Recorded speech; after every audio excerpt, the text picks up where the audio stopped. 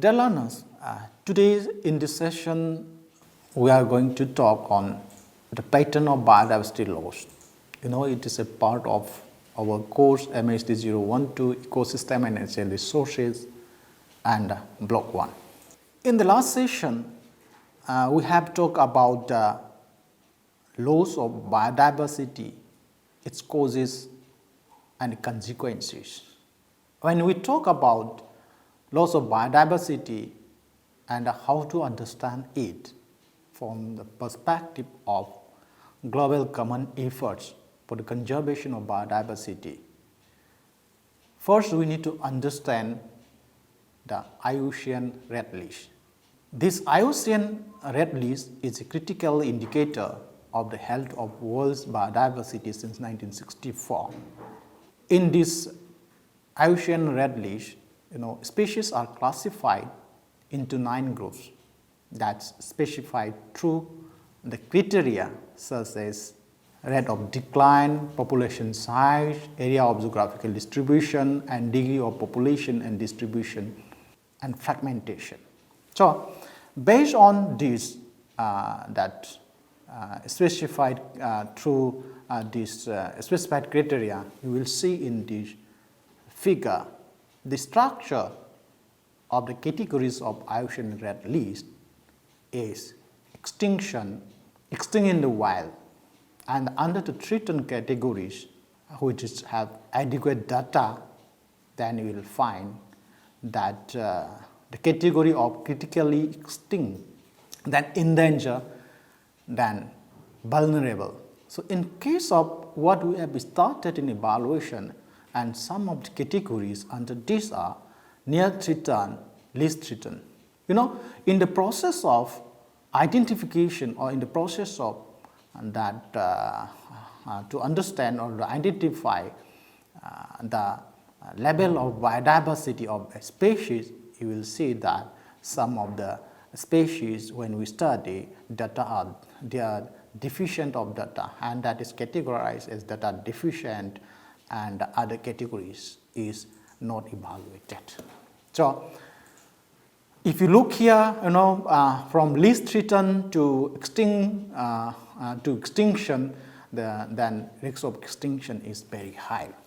Then what is extinction? How we identify species in the category of extinct or different categories of the threatened species which is identified or categorized by IUCN. A taxon is extinct when there is no reasonable doubt that the least individual has died. So, in this case, we presume extinct when exhaustive survey is known and or expected habitat at appropriate times, that is diurnal, seasonal, annual, throughout its historic range have failed to record an individual. Then that survey was taken of a time frame appropriate to taxon's life cycle and life form. Then a taxon is extinct in the wild. It is under this category when it is known only to survive in cultivation, in captivity, or as a naturalized population or populations well outside that past range, means in the natural realm. So, a taxon in this category or a taxon in this extinct in the wild, when exhaustive survey is known and or expected habitat at appropriate times, is like what happened in extinct, diurnal, seasonal, annual, throughout its historic range, it failed to record an individual.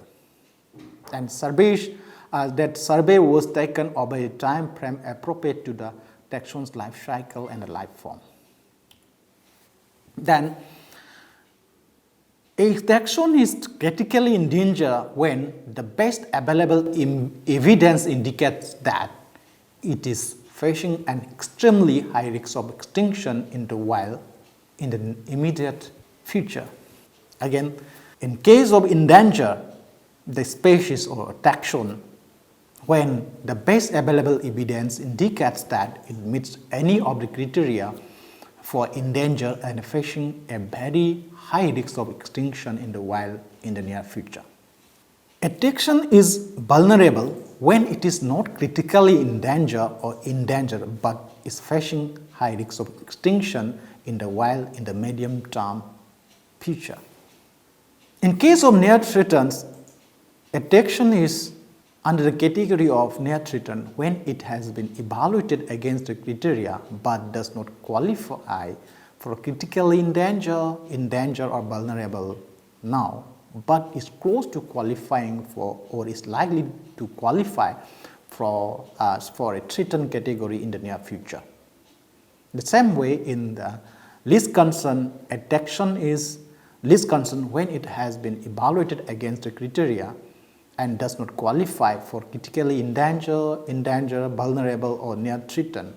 So in this category, we will see a widespread and abundant taxa are included.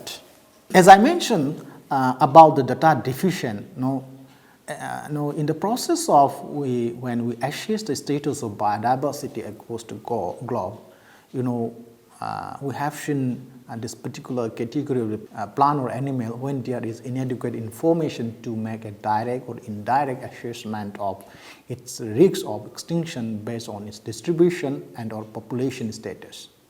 So, detection of that species in this category may be well studied and its biology well known, but appropriate data on abundance or distribution are lacking.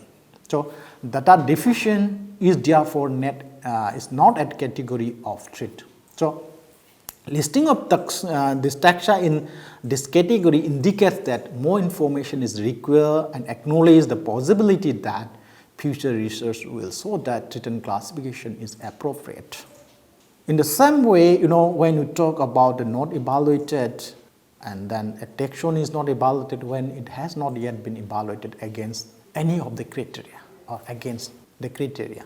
So we know that when we are talking about the categorization of IUCN red list, we have already talked about direct drivers and indirect drivers in last few sessions, but we can sum up that if you look into here in this figure, which is from a publication by Dice et al. In 2019, the global declines in nature here, nature means that degradation of ecosystem which is directly related to your biodiversity.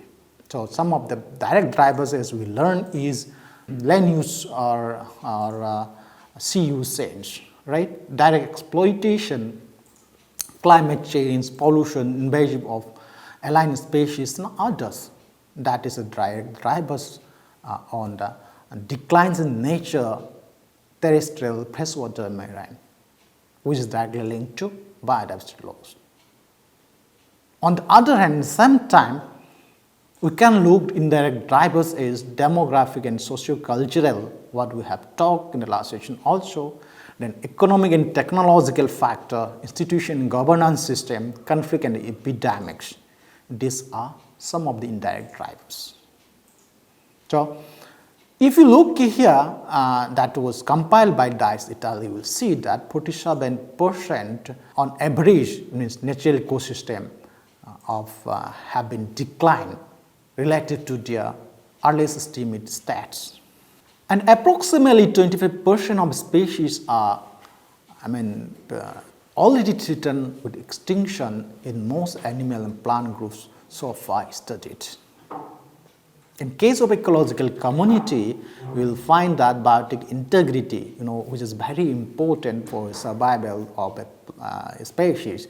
The abundance of naturally present species has declined by 23% on average in terrestrial communities. Again, biomass and species abundance means, and then particularly those species, that global biomass of wild mammals has fallen by 82%, right? And when we talk about what we're talking about, IUCN red list also very important. At the same time, nature, this particularly that ecosystem people, we call as ecosystem people, that's indigenous peoples and local communities, they also identify a number of indicators to understand the status of biodiversity ecosystem in their area. So, looking from that perspective, it is found that 72% of indicators developed by indigenous people and local communities show ongoing deterioration of elements of nature importance to them. So, this is what about we have to understand the status of biodiversity loss across the globe, right. So, now we need to understand how it was happened. If you looked in detail here, how development pathways since 1970 have featured unequal impacts on people and nature across countries. You will look into graph A, B and C. And there is increased trade between countries that has shifted the trade-offs between environmental and other goals, with the footprint of increasing consumption in higher income countries being exported to both middle income and lower income countries who increase extraction of living materials. If you again look into details, for example, here you will see that in graph A, the global gross domestic product has risen fourfold in real terms, with the vast majority of that growth occurring in developed and developing countries. Again, if you look into this graph B, you will see that extraction of biomass, that is what we are getting as a food, crop, fish and other purpose, to meet the demand for domestic consumption and for export is highest in developing countries and rising rapidly. So, in the same way, we will see in the graph C, the material consumption per capita within each country from imports and domestic production highest in developing countries, and even it is also high in developed countries. So, in the same time, we know that the global common efforts, we are trying to protect the biodiversity. So, overall protection of key biodiversity areas is in the same time rising and being highest within developed countries. The point here is that protection of biodiversity areas is high in the developed country, but in case of developing underdeveloped country, it is not so. Pollution is one of the factors, as you know. So, if you look into graph E, you will find that air pollution is highest in developed countries, while the challenges of non-point source of pollution from the use of fertilizers are highest in developing countries. So, if you look into the pattern of biodiversity loss, if you look into the vertical pattern based on the IUCN red list in here, in this table, you will find that different category number of species that is evaluated in relation to the overall number of described species and the number of threatened species by major group organism as follows. You will see here vertebrate, invertebrate, then plants, fungal and protists. Here estimated number of described species, it's about 21,15,985. Of that number of species evaluated by 2020 is about 1,29,918, right. So, number of described species evaluated by 2020 is of that only 6%, right. So, if you look to the number of species, number of threatened species, it's about 25,765. In the same way, if you look into the point is critically endangered species starting from 1996 to 2020, you will see here the total number is increasing, right. So, in this previous figure, especially in this table of that is of number of species evaluated in relation to the overall number of described species, you will find that we have evaluated only a small amount of species available or described by us. So, many more needs to be studied, that is the point. So, in this next table here, what we are going to understand here is that the critically endangered species is increasing from 1996 to 2020. So, you will see here in this figure, if you look into different taxonomic, or if you look in the total, you just look into total also, it was 1,820 in 1995 and 96, 98. Now it is to 7,762, right. So the point here is that it may be because of our increase in our concern about understanding the loss of biodiversity, the status. So it may be one of that factor also. On the other hand, the other reason is because of our human activities, the magnitude of the threats to the species is increasing. The same way, here in vulnerable status also you will find out in 1996-98 it was only 6,337. Now it reached to almost more than doubles, means 14,718 in December 2020. So this is a status, the pattern of biodiversity loss across different, if you look vertically, different categories of ocean red list, and that is spread over unevenly distributed across the globe, right? Again, if you look into here a current global extinction risks in different species group, the percentage of species threatened with extinction here based on ocean data, you will find out that different categories of species, say total number of extinct Asst species, you will find out. The point is that the number of species that is under threatened is increasing day by day. So this percentage of species threatened with extinction in taxonomic groups that have been assessed comprehensively by following standard method or a standard approach by IUCN, means International Union for Conservation of Nature. Then these groups are ordered according to the base estimate for the percentage extant species considered threatened, and they assume that the data deficient species are as threatened as non-data deficient species. The point is that the percentage of threatened with extinction is increasing. So here you will see cycad has more, that degree of magnitude and degree is more in cycad and so on, in other bony fishes, gastrotop, frogs and others. Again, if you look into this figure, which is published by IPBES in 2019, you will find that extinction since 1500, you will see the rate of extinction is suddenly increases after, in the last century, 1900. You will see here in case of fish, also in case of reptiles, birds, mammals, amphibians.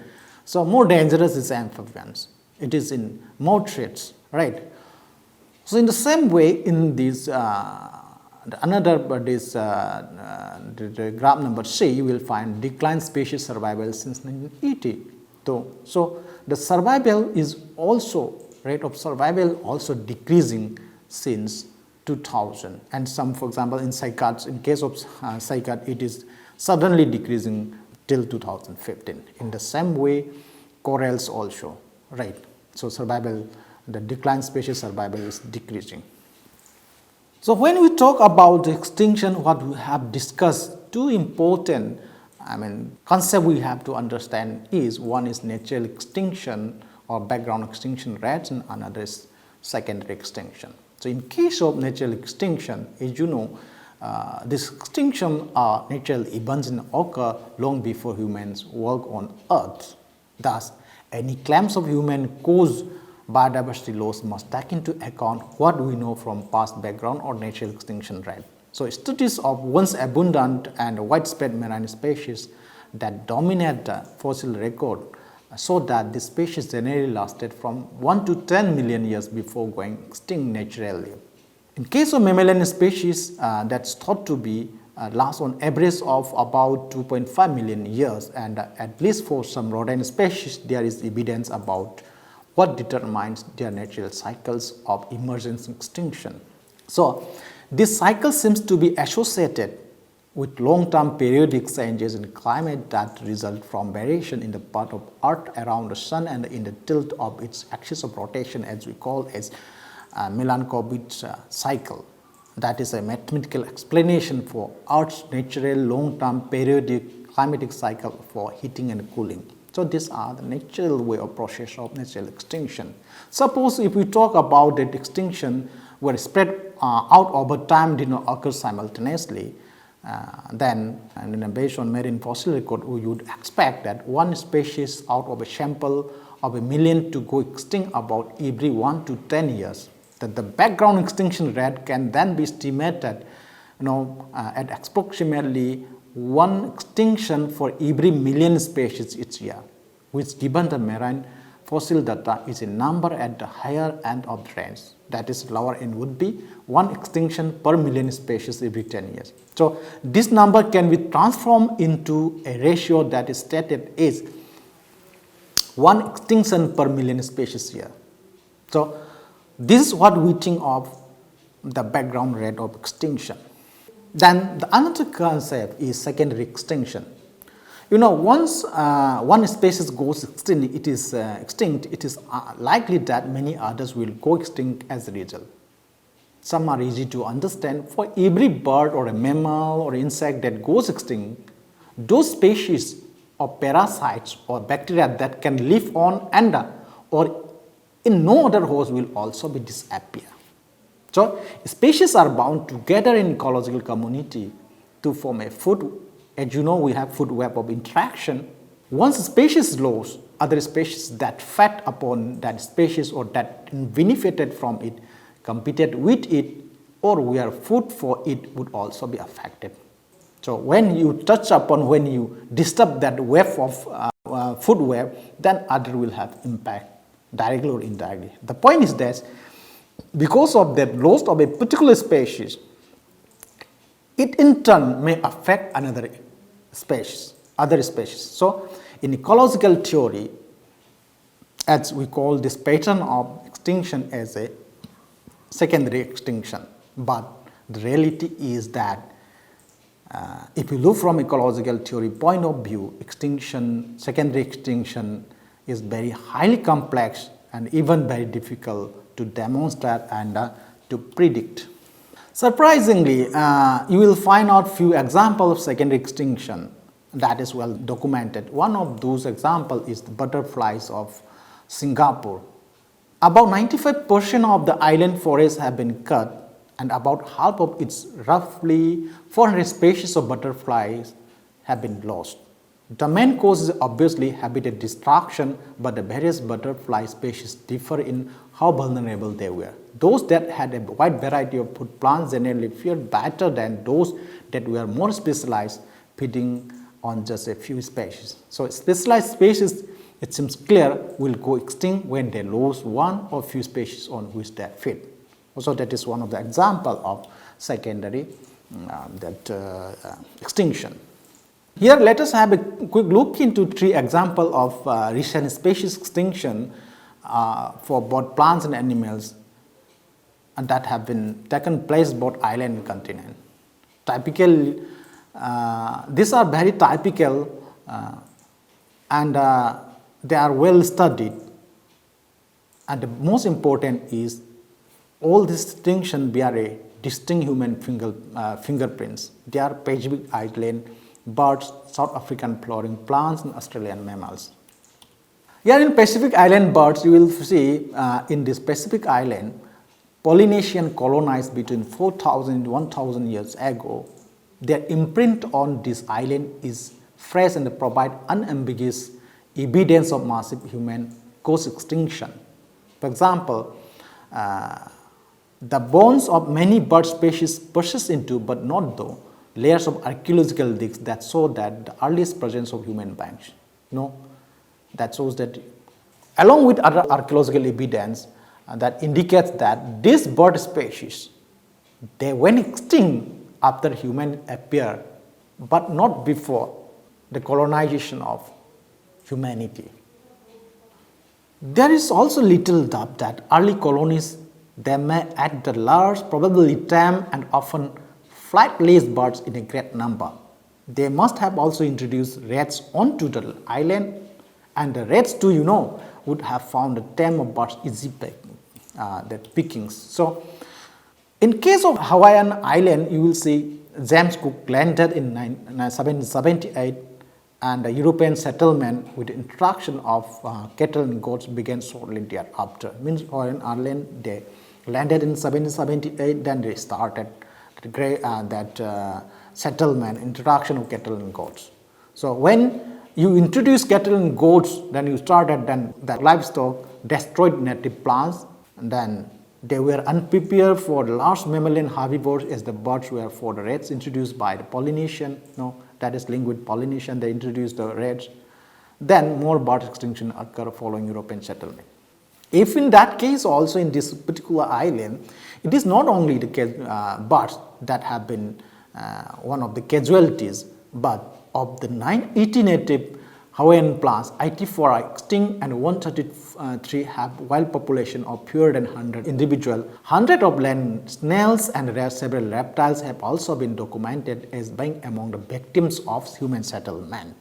So it is because of humans. So, as the Polynesian colonized the Pacific from New Zealand north to Hawaiian Island and east to Easter Island, they exterminated not only 1,000 bird species but a large number of other species as well. All the Pacific island, with the exception of those most remote, are thought to have had several species of pigeon and parrots, many of which have completely disappeared. So, not only Pacific Island, in the last 300 years, the islands of Mauritius, Rodrigues, and Reunion in Indian Ocean have lost 33 species of birds, including the dodo, 30 species of land snails, and 11 species of reptiles. In Saint Helena and Madeira in the Atlantic Ocean, it has also lost 36 species of land snails. So island species, as you know, why they are having high extinction rate, particularly because they are very vulnerable, because island often lack large predators as well as significant numbers of native species competitors for or disease of alien species. Thus, when alien species are introduced there, especially the alien predators, the result can be devastating, and the range of most island species are also generally small, so there is a greater chance that habitat destruction will destroy the entire habitat. Then another case that is South African flowering plants. Especially in the Cape Floristic region, is a small area of the southern tip of Africa that possesses enormous plant diversity. And you can see that on a per area basis, this region has more species of plants than any other in the world, including the Amazon forest. It is home to a distinct and unusual flora composed of several vegetation types, the most common species of which is known as the fibnos, which gets named from the African word fine bush, describing the appearance of many fibnos plant species. Here, of the approximately 8,500 plant species that have been identified in this region, 36 become extinct in the last century, and some 618 species are threatened, that is, are likely to become extinct within at most a few decades. So, this invading alien plants, particularly Australian wattle trees, and the conversion of natural areas to agriculture are the two major identified causes that are endangering species and causing their extinction in this region. The other case study is Australian mammals. Of the 60 recent mammalian extinction, 19 are from Caribbean island. Yet another instance of high extinction rates for these islands. But 18 more were on the continent of Australia, and this represents around 6% of all its known non-marine mammal species.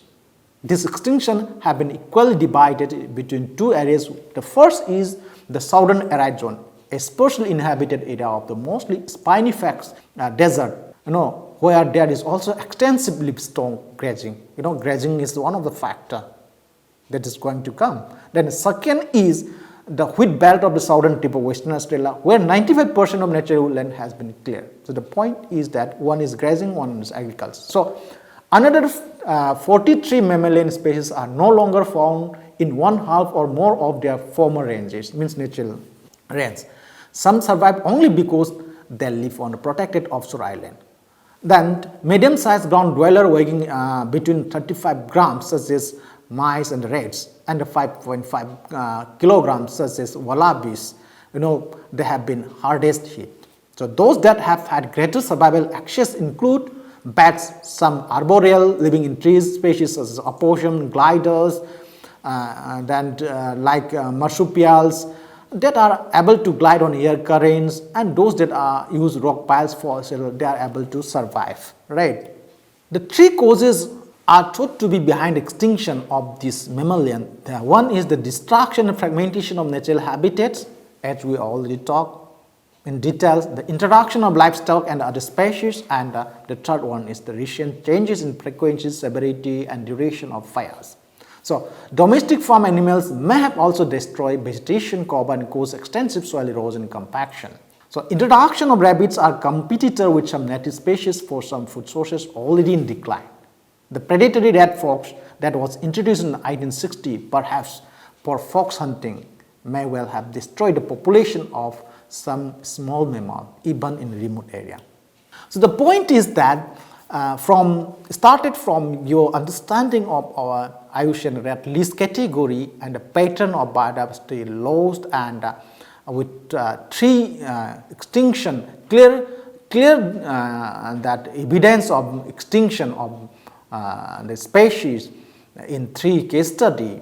Now what we are understanding is that in the past 500 years, a total of approximately 844 species have been listed in the IUCN. Now it is increasing every day. The number is increasing for the conservation that IUCN list. Okay, so this status of extinction for most plants, animals, and microbes is poorly known, as we have seen in the last few tables. Even for those species that have been identified, most biologists believe that only small percentage, 10 to 15% or less of the total number of species alive today have been discovered to that. The point what we have to understand is that even we have categorized the species based on the category of IUCN red list, many more needs to be studied. So historically, if you look into the most extinction that have been identified have occurred in Oceanic Island, what we have learned in this case study, also what we are talking about in a few minutes back.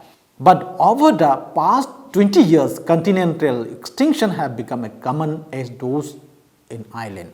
So the consensus based on all this, the consensus of all the scientists is that the current rate of species extinction is on average somewhere between 100 to 1,000 times greater than pre-human levels, what we are talking about, the natural background rate, and that we are moving towards extinction rate that is on average of 10,000 times greater than that.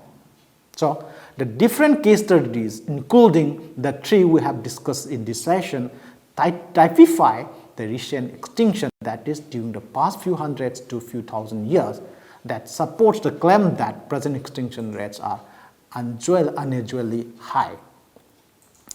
So the point is that we have to understand the pattern of biodiversity loss, and that is identified as different category by IUCN. As we know that, we also learn about hotspot biodiversity in one side, and in other megadiversity countries. All these are under, we have categorized the status of biodiversity of different species under the IUCN red list.